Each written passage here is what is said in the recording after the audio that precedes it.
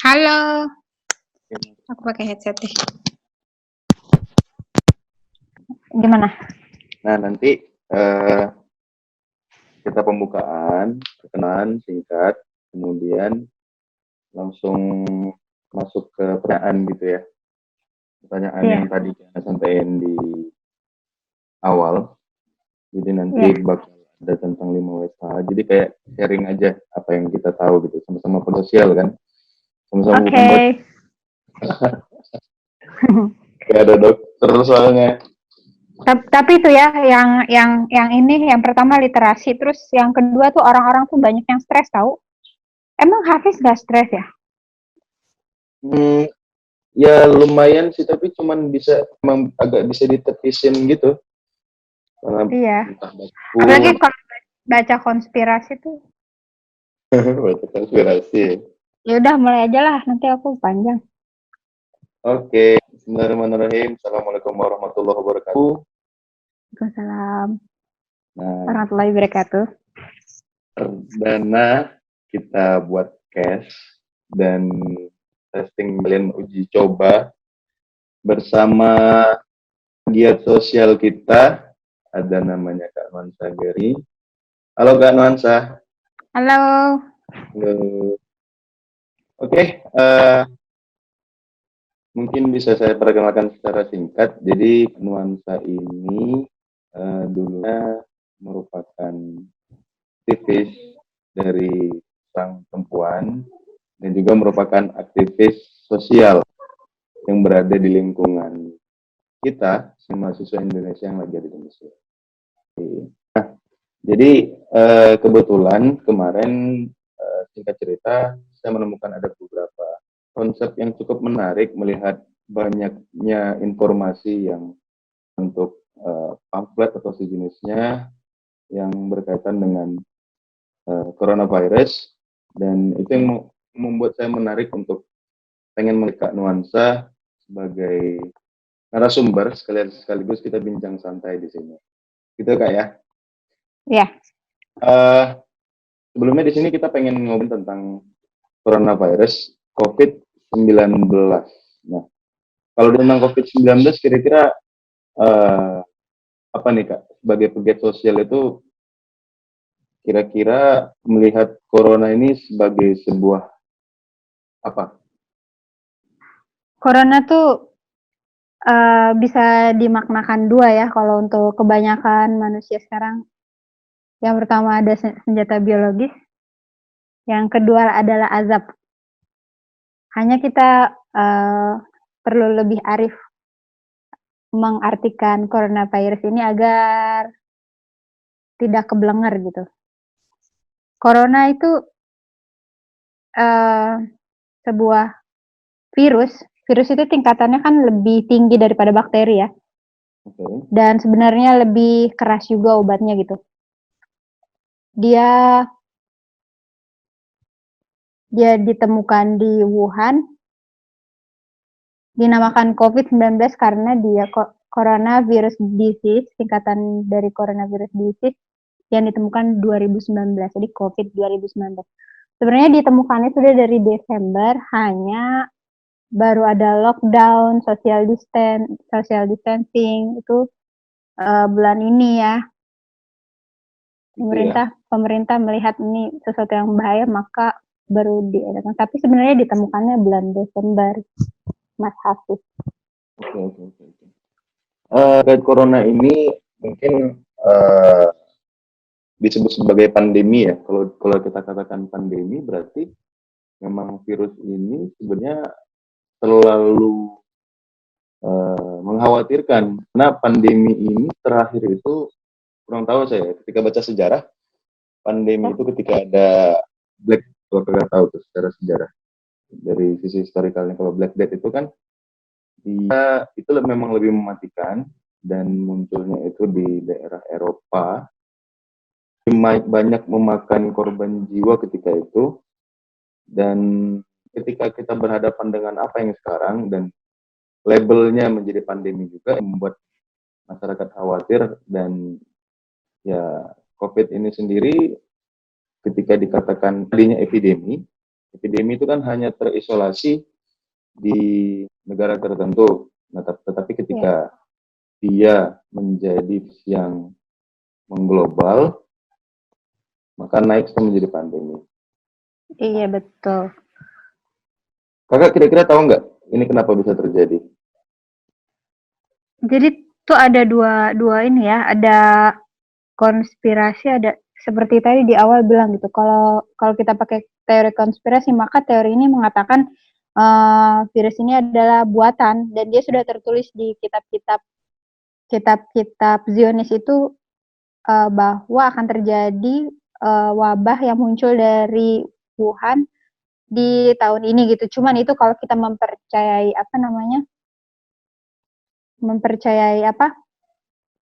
konspirasi gitu. Kemudian juga ada yang mengatakan ternyata pandemi ini adanya 100 tahun sekali. Jadi tahun ini kebetulan adalah tahun ke 100 tahunnya harus ada pandemi gitu. Kemudian ada yang bilang juga senjata biologis. Jadi kalau untuk membunuh manusia itu membutuhkan sekian ratus dolar per senjata, kalau menggunakan pandemi ini dia hanya membutuhkan satu US dollar per berapa kilometer untuk membunuh manusia gitu. Ini semua teori konspirasi, bisa dipercayai, bisa enggak. Hanya kayaknya kalau kita mempercayai kita akan jatuh ke dalam lubang kestresan yang mendalam dan mencelakai imun kita sendiri gitu. Cuman kalau kita melihat lagi apa yang ditulis oleh peneliti-peneliti itu virus ini terjadi karena pemutusan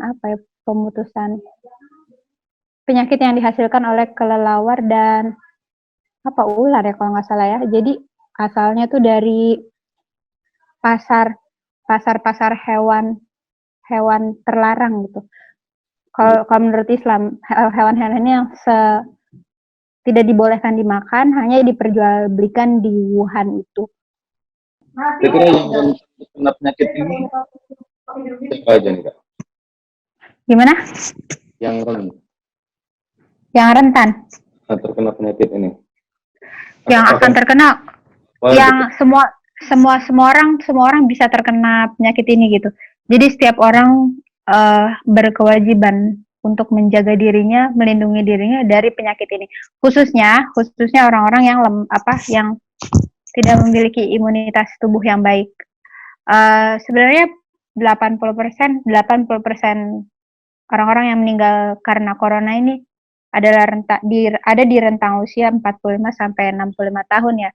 Itu mungkin salah satu penyebabnya rentang usia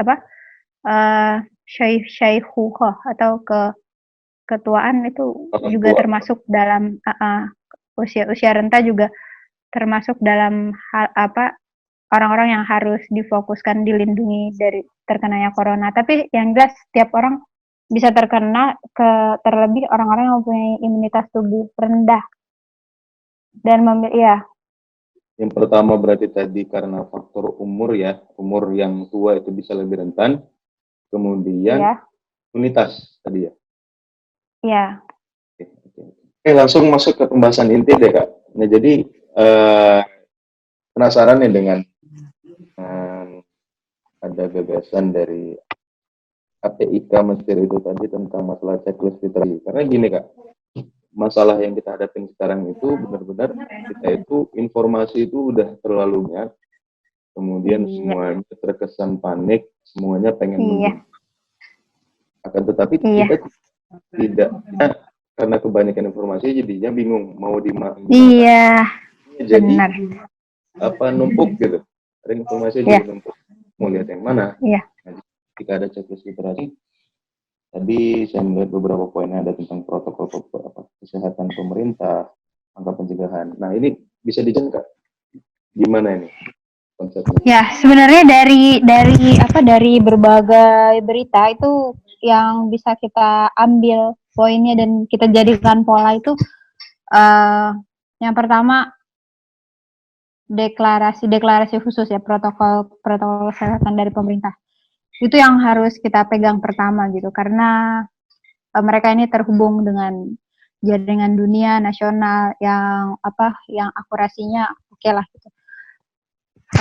Kemudian nanti kita masuk ke masalah penjagaan, kemudian nanti kita masuk ke masalah awas, apakah kita terjangkit atau tidak, kemudian baru nanti kita masuk ke bagaimana mengobatinya gitu. Sebenarnya polanya itu aja, bagaimana menjaga preventif, kemudian kita awas apakah kita terjangkit atau enggak, kemudian nanti bagaimana kita menyembuhkan diri kita atau beberapa teman kita yang ada di sekeliling. Untuk yang kabar-kabar perkembangan itu perlu sebenarnya kita dengarkan juga, hanya dari beberapa kabar itu sebenarnya perlu lagi kita perhatikan apakah kabar itu hoax atau tidak, siapa yang mengeluarkan, itu juga harus tetap cerdas gitu membaca kabar berita. Sembari kita menjaga diri kita, sembari kita awas atau ketika kita sudah terkena, kita juga fokus pada pengobatan, kita juga harus teliti apakah kabar yang beredar di sekitar kita hoax atau tidak, apakah itu membuat kita panik, stres atau tidak gitu. Karena stres itu menurunkan imun kita, jadi malah berdampak negatif. Oke. Jadi ini Kak, untuk tentang literasi ini yang perlu ditekankan ke teman-teman pendengar, kira-kira apa aja nih? Ya. Oh, jadi itu yang saya maksud dengan checklist literasi itu sebenarnya biar orang-orang nggak pusing gitu mendengar kabar kan. Apa yang perlu kita ketahui itu pertama protokol kesehatan pemerintah. Yang kedua, bagaimana adab-adab yang harus kita jaga sebagai tindakan preventif di kegiatan sehari-hari harus dilakukan karena kita sedang di masa kritis ya, seperti sebenarnya protokoler masuk rumah, protokoler keluar rumah, itu kita harus tahu, protokoler di dalam lift, kemudian apalagi protokoler di dalam market, itu harus kita lakukan gitu. Terus bagaimana adab kita di kendaraan, itu juga harus diperhatikan. Saya kira itu semua sudah sampai ya Kak, ke anak-anak ya. Penekanannya berarti ada di poin 1, 2, dan 3 berarti Kak ya? Iya, pokoknya dari semua informasi yang ada, itu kita nggak usah bingung.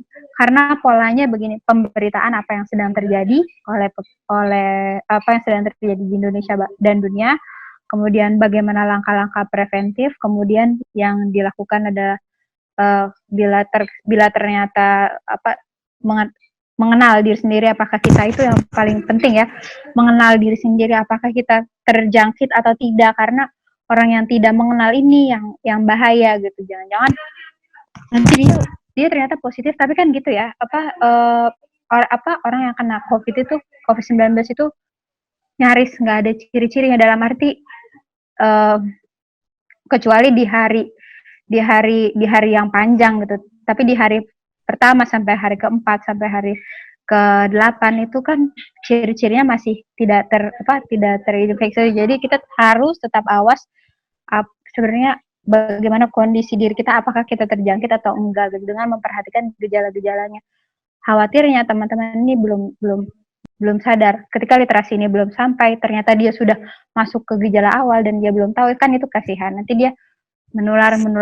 Jadi yang penting adalah literasi. Salah satu yang penting adalah literasi tentang bagaimana kita tahu gejala-gejalanya dan selalu bisa menilai apakah diri ini terjangkit atau tidak. Setelah kita tahu kita terjangkit atau tidak, kita bisa melakukan tindakan lainnya seperti melakukan tes, kemudian melakukan pengobatan. Kan obatnya sudah ada obat ya, walaupun itu bukan obat inti, tapi seperti yang diberitakan, kalau menurut yang diberitakan pemerintah, obat itu cukup manjur dan sudah masuk ke dalam Indonesia ya. Yep. Sudah dibelanjakan oleh presiden gitu. Pencegahan, kemudian identifikasi kita sakit atau enggak, kemudian langkah-langkahnya itu aja yang perlu benar-benar diketahui oleh teman-teman mahasiswa ini. Selebihnya kabar tentang perjalanannya bisa diketahui, hanya harus diakomodir juga, jangan sampai itu malah meningkatkan stres, akhirnya imunnya berkurang gitu. Oke, baik. Cukup banyak, padat, dan sudah jelas yang beberapa tadi yang pesan dari Kak Nuansa sampaikan. Jadi kalau mau lebih lanjut tentang beberapa poin yang sudah disampaikan Kak Nunu tadi, bisa dicek di, ada Instagram ya Kak ya? Sosial media? Ada dong. Ada.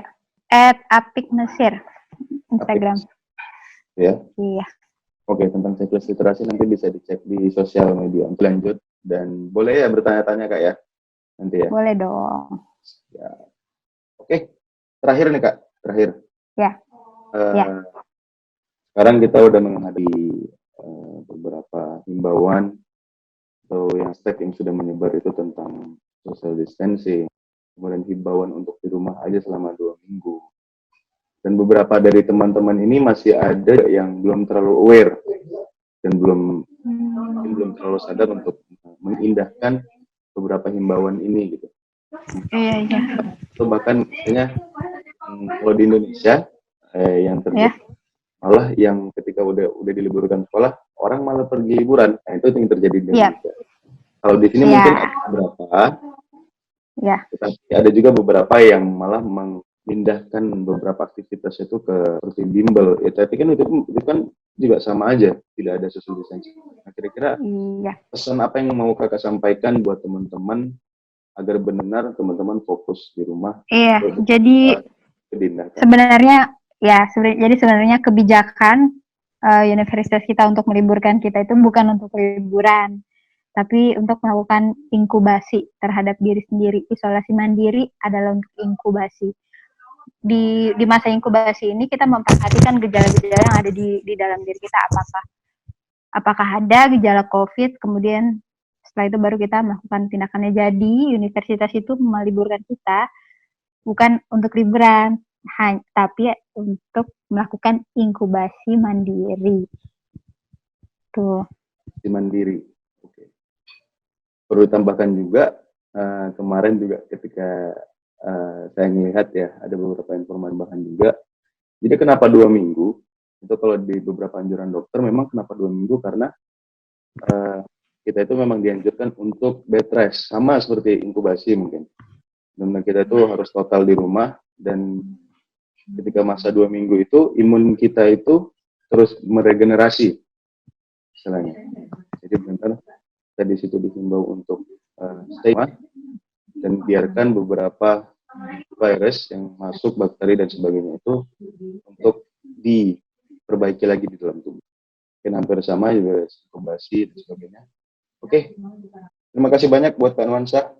Terima kasih Hafiz buat kesediaannya untuk hadir di siaran perdana. Terima kasih teman-teman semua yang telah mendengarkan. Atau beberapa komentar nanti bisa disampaikan di bawah sama teman-teman. Dan sampai jumpa lagi di podcast selanjutnya. Assalamualaikum warahmatullahi wabarakatuh. Bye-bye.